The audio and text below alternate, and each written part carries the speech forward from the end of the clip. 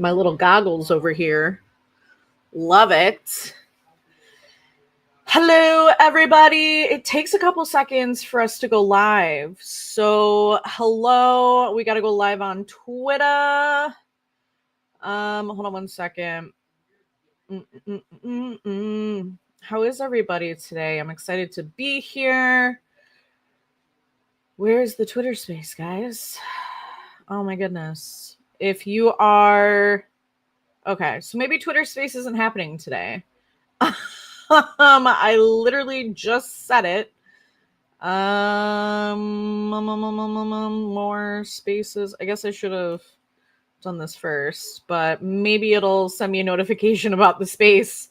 Anyway, hello, good morning. It's Friday. It's 11:30, and yes, I am finally replying to your DM live. So welcome to Office Hours with me, Emily Landon, the Crypto Recruiter. This is your chance to ask me anything: career advice, hiring trends, resume tips, interview strategy, or just, Emily, you ghosted me. Fair. I probably did. And now I'm here and I'm happy to help. So let's dive in. We've got a couple people in the audience. I'm still waiting for Twitter to get its shit together. Excuse my language. So anyway, questions for us. Well, Trevor's not here today, so it is just me, unfortunately, but you're in good hands. We're going to take care of you.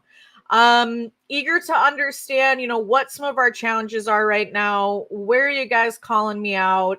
What didn't I respond to? I've got about 1,000 connection requests I'm trying to get through this weekend. And many more messages on top of that. So as you can tell, I'm a little tired today, but that's okay. We're making it. We're getting through here. Okay, so we've got 4 people in the room. I'll take it. I'm glad you guys are here. Most of us are watching on Twitter, which is awesome. So I'm glad you guys were able to make it. I would love to stop saying the word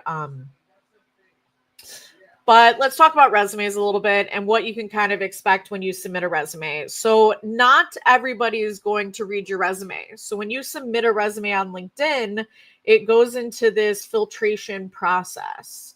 Now, that process looks a couple different ways. So 1, it pulls keywords off your profile. 2, it pulls skills off your resume. And 3, when you apply to a job on LinkedIn, I see 2 things. When you apply directly, I can see, so-and-so has applied to your job. And then it shows me your LinkedIn profile. What it does not show me is your resume. I actually have to click extra on your resume to be able to see it and download it.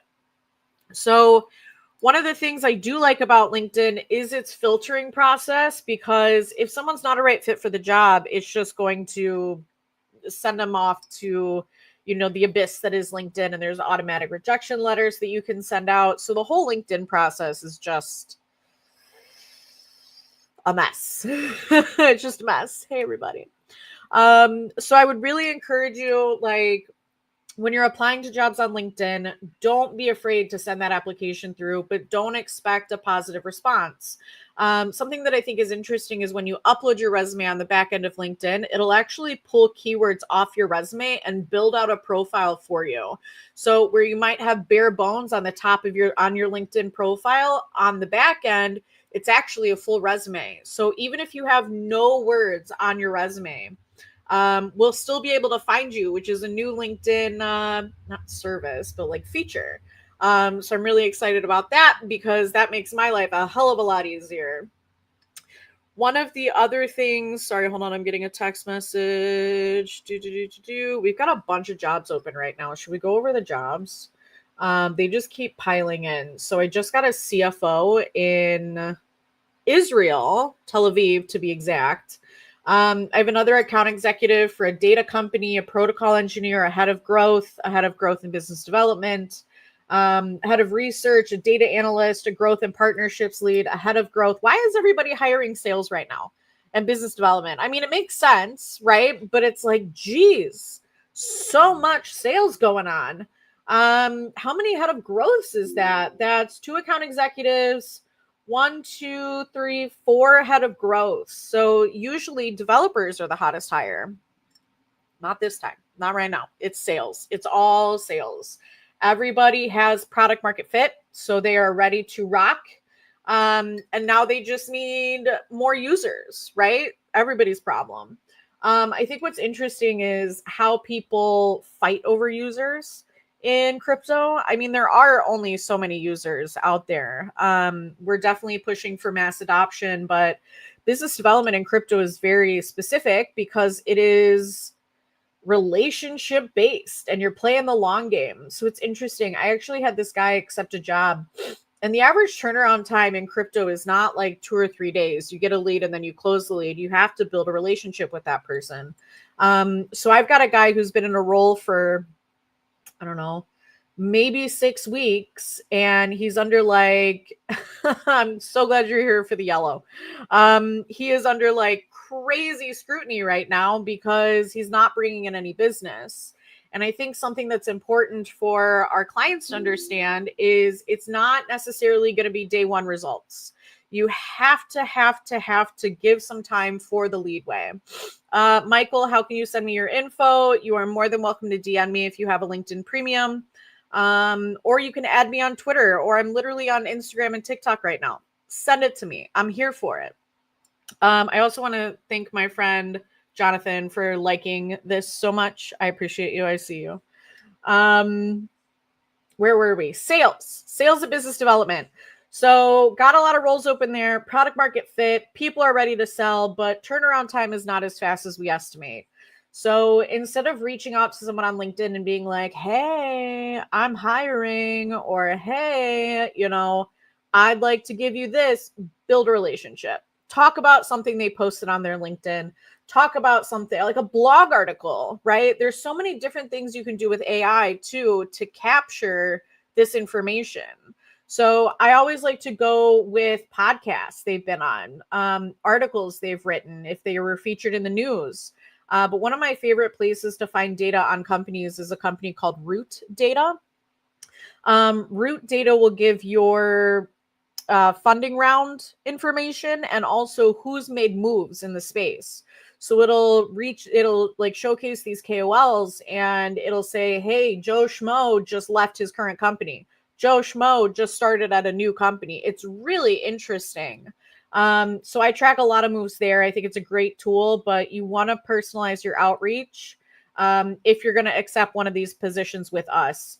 And at the same time, we're setting accurate expectations with our clients, right? We're not saying, hey, Joe Schmo is going to come in, or Jane Doe is going to come in and make an instant impact, right? They have to build those relationships. Going from business development, I think what's interesting is the head of research role that we have open. So companies are actively looking for ways to, further their product market fit, get more down and dirty on tokenomics, and they're really starting to be more serious. We've seen a lot of crypto companies that have been kind of,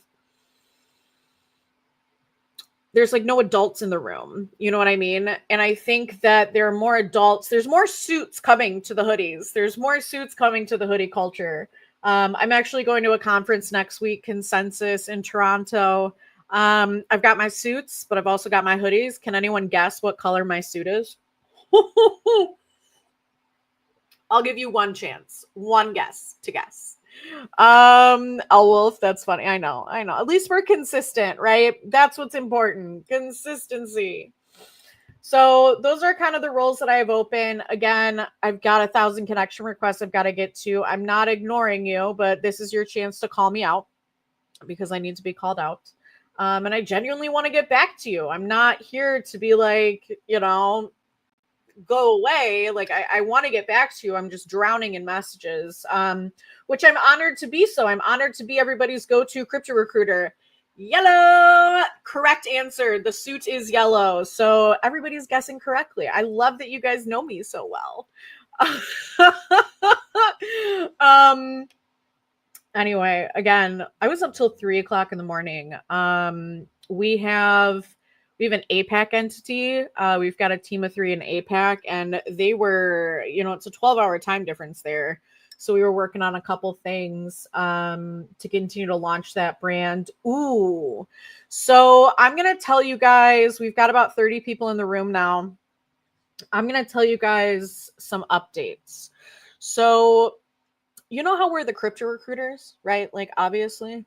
We're actually launching a new brand, and we are so close to being done with the website. I cannot wait to tell you. So, you know how like a lot of people are leaving crypto and they're not dedicated, it's too volatile, it's not the right fit for them, right? They're going back to TradFi, they're going back to tech. Now, we are not doing that. We are not leaving crypto, but what we are doing is we are going to help tech companies bridge into Web3. So we are launching the tech recruiters, because I reach out to these tech companies and they're like, Emily, you're in crypto, what are you doing? We're not in crypto. And I'm like, heard, fair, but you will be. So that's where it's kind of like our sneaky way to get into these tech companies while they bridge, right? Now, our team, 20 years of experience with tech recruiting. Oh my gosh, I have the funniest story to tell you. So I was chatting with this guy on WhatsApp who was hiring for tech, and a friend of mine introduced us. And we were going back and forth, and he was like, yeah, I'd love to hire through you guys. I'd love to set up a call. Hey, Cheryl.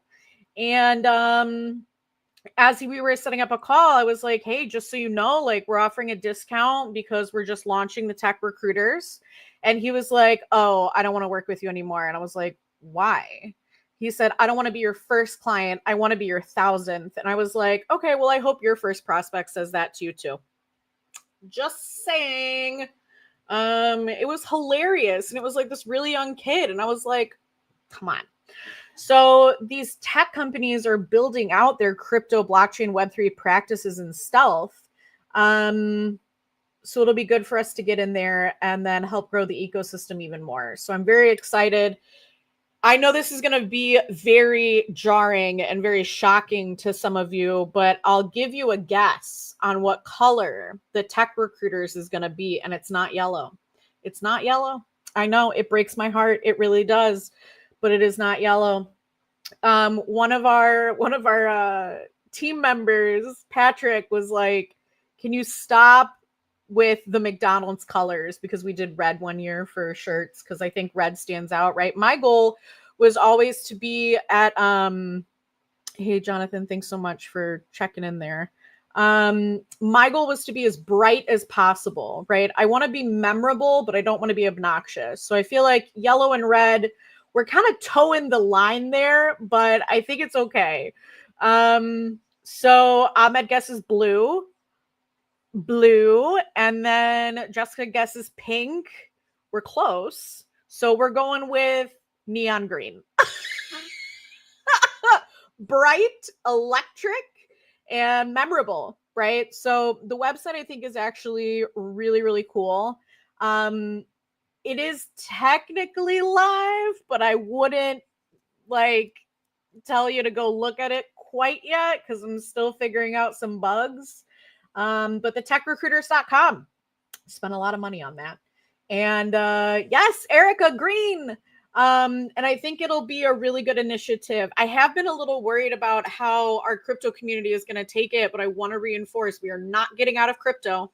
We have no interest in leaving crypto. We are here to bridge tech companies into crypto, but don't tell the tech companies because they're still going to be like, what? Like, yes, we are helping you bridge. So don't tell anybody, but that's what's going on for all the people that are in the room right now. I love all the support. I love seeing all you guys, but feel free to ask questions. If I haven't responded to you, this is the opportunity to do so. Now, Elect has a question. She says, I apologize if those are not your preferred pronouns. Hi, Emily. I'm currently seeking a job position as a community manager. Do you think it's highly saturated? Unfortunately, I do. Community management has been a role that I've seen a steady decline. Companies are still hiring for it, but they're not necessarily active because so many community managers live in the communities. So they're contributing, they're, being a part of just the overall greater picture. And they're getting to know people within the community, which is how they're securing these opportunities. So you're not going to see a lot of job posts for community managers because people are networking their way into those jobs. So my advice to you would be definitely get involved in these communities, Go to these Discord channels, be on Twitter, be that reply guy. Don't let them not notice you. It's really important for them to remember you, right? It's kind of the same thing with the crypto recruiters, right? Part of why we're so successful is we're so memorable. I mean, yes, we're great at what we do. But and our results are memorable, but our brand is memorable, right? How are you going to forget the crypto recruiter? You're not. Nobody forgets my name. They may forget Emily, but they're not going to forget crypto recruiter, which is fine. Where was I going with that? I'm telling you, it's my first cup of coffee. We're still rocking and rolling over here. We've got about 15 minutes. Oh, back to community management. So that's where my life is. Network. Do the job without officially doing the job, right? So as an example, my friend Jonathan is in our TikTok live and really helping me like answer some of these questions. My friend Al Wolf is on our Instagram live, just chiming in. So these are things that are memorable, right? I'm not going to forget Jonathan helping me out on the live. I'm not going to forget Jessica always interacting with me. So you want to make sure that you make yourself memorable. You bring value. That's the whole thing about crypto, right? Bring value first. Show them what it's like to work with you, right? Give them a little taste. So that's what I would encourage you to do. Good morning, Torsten. When it comes to community management jobs, you got to be involved in the community already. Peta, my friend Peta, do personal projects matter? As in with my designer, build a product that can be used by the public. Yes, absolutely. That sounds like starting a business to me. I like that.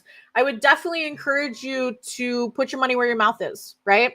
I would encourage you to build things, to have personal projects, to have personal products, right? A really good friend of mine who I'm working with at DGen Crypto Jobs, he's starting a couple different products for the ecosystem that we're trying to implement as well on our website. So he's building like a resume tool to score your resume. He is building a feedback tool to score feedback based off what is provided on your resume. So it's a lot of resume tools, but like these are things people aren't thinking about. Like, how do we optimize our resume for a job that we are not qualified for? And that's what DGen Jobs is going to help us do. Elect, you are very welcome. I'm rooting for you. I want you to find that community job. So get involved, join as many Discords as you can, and participate. Okay. Ahmed, I got a really quick, hold on guys. Let me check the connection on Twitter to see if I'm going to miss anything. Jonathan, you're the best. I don't deserve your support. Thank you. Okay, Ahmed, how to overcome this problem. My previous role were in a small VC, but wanted to move to big names to learn more and more, especially in business development. What's the question? Sorry. I don't know what the question is. Is it that you were in a small VC, but you want to go into a larger enterprise? Clarify for me there, and I'll get back to you. Owen, what's the hottest tech stack in the Web3 market for engineers? Solidity and Rust. Literally everybody is coming to me for a Rust developer, but I've also gotten Move. I've been getting a lot of Move engineering opportunities recently, but a lot of people are building on Solana. So I'll leave you guys with that. So C++, Rust, Golang, a lot of low-level programming. But yeah, that's what's hot right now. Any other questions for me, guys? Again, this is like a great opportunity to be like, hey, you missed my DM, and I'm going to be like, fair. I'm not actively ignoring you guys. I just have a job that I have to do. And, so let me clarify a couple things on recruiters, because there's a couple different recruiters out there. There's internal recruiters that work for one company, and their goal is to support that company with their growth. There are external recruiters like me that support multiple different companies, and the hustle is real over here. And then there's placement recruiters, people that will go out and actually get you a job. Here's my thoughts. internal recruiters are great because they are direct with the company, right? External recruiters are great because we can get you in front of the right people and we work a lot faster. And like, don't tell anybody that's in HR this, but we work a lot harder on recruiting than internal HR. I'm willing to fight someone on this. So just to throw that out there. So I think external recruiting is much more high volume, right? The way we are paid is success based. So when my clients hire someone, that's when we're compensated. So we're highly motivated to help our clients find the right team, whereas internal HR can take a little bit of a more comfortable approach. And then placement recruiters, who I would never recommend ever. I would not, there's not one placement recruiter, I've been in this for 10 years, that I would recommend. It is, and the thought process is the business model, right? It is much easier to find a candidate for a job than it is to find a job for a candidate. So people will come at you and be like, hey, give me, $4,000 a month and I'll do all your applications and I'll guarantee results and blah, blah, blah, blah, blah. And it just, how many people have I met this year? It's May. I'm on my phone on the live, so I can't do the calculation.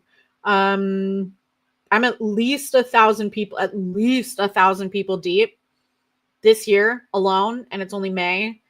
None of them have had success with a placement recruiter. I think they're just a ripoff. I think career coaches in general have their own challenges. We have an incredible HR business partner, career coach on our team.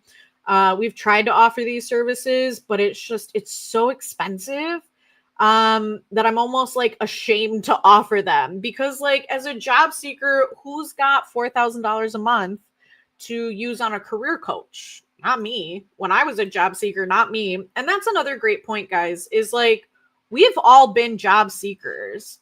This is something that all of us go through. It's a human experience to look for a job. So don't beat yourself up too much when you're looking for a job. We all go through it. We all have the same challenges. So I just wanted to throw that out there. Raymond has a question. What advice would you give a data analyst looking to break into the Web3 niche? How best do I present my experience from the conventional tech space to look attractive for Web3 roles? The easiest way to start is by analyzing some crypto data. Put together a project, put together a research paper, and start sending that out. One of the things that the Crypto Recruiters does is we have a one-pager with all of our metrics, all of our categories, all of our results, and we'll just casually drop that into someone's inbox. I think it brings, and the salary report. So we just put together a full salary report on what salaries look like in crypto, blockchain, and Web3.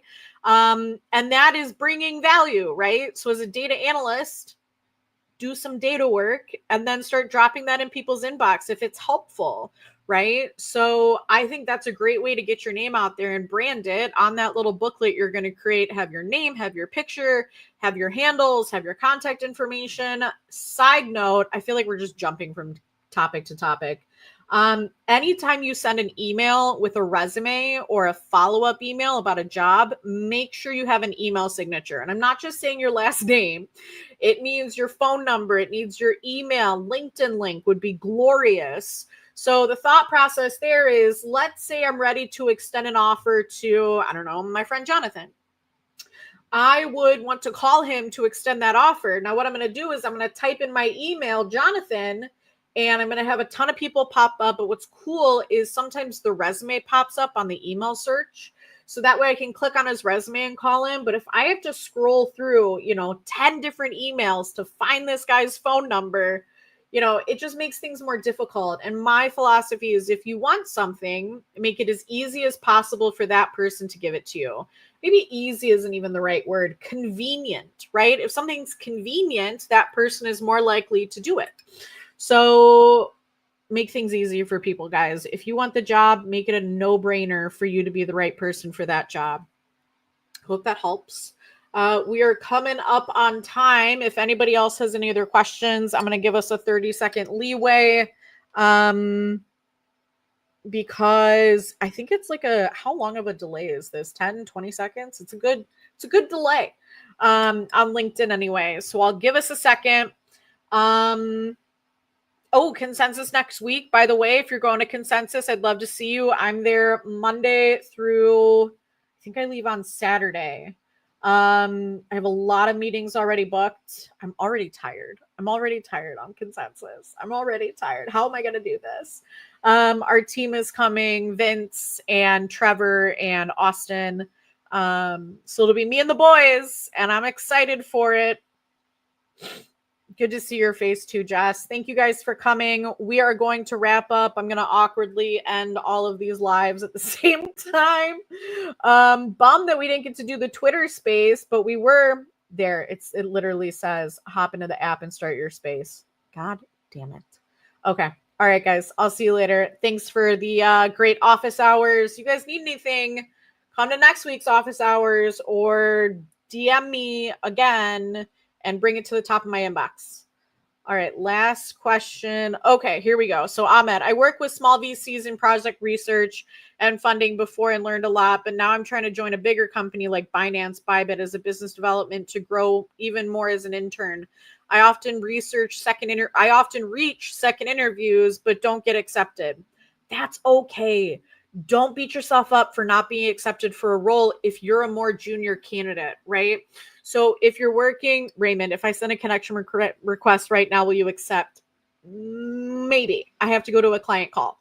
But if you're currently an intern, what you want to do is you want to bougie up to somebody that works at the company, right? You want someone to fall in love with you that's going to give you an opportunity.